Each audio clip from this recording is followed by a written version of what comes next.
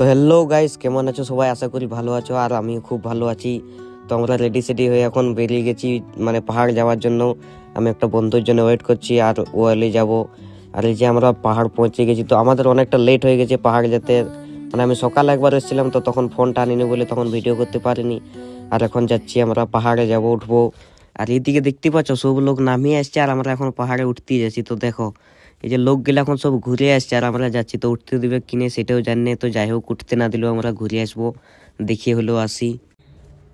এদিকে দেখতে পাচ্ছ আমরা ফাইনালি ঢুকে গেছি পাহাড়ের আশেপাশে, কিন্তু এইখান থেকে এত ভিড় মানে কি বলবো। আর উপর দিকে লোককে যেতে দিচ্ছে না, বলছে পাহাড়ে এখন আর উঠতে দিবে না। আর এত পরিমাণে লোক, তোমরা আর কি বলবো। তোমরা কে কে এসেছিলে সেটা আমাকে কমেন্ট করে একটু ভিডিওটাই জানাও।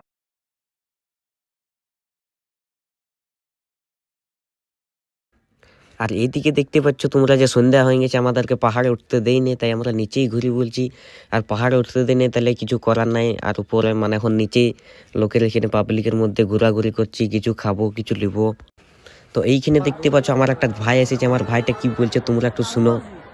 নাড়ু বলছি কাটা দিলে, এই যে আমাদের নাড়ু আর একটা কাটা দিলে। হ্যালো গাইস, হ্যালো গাইস, নাড়ু বলছি কাটা দিলে। ও ইয়ো হ্যালো গাইস,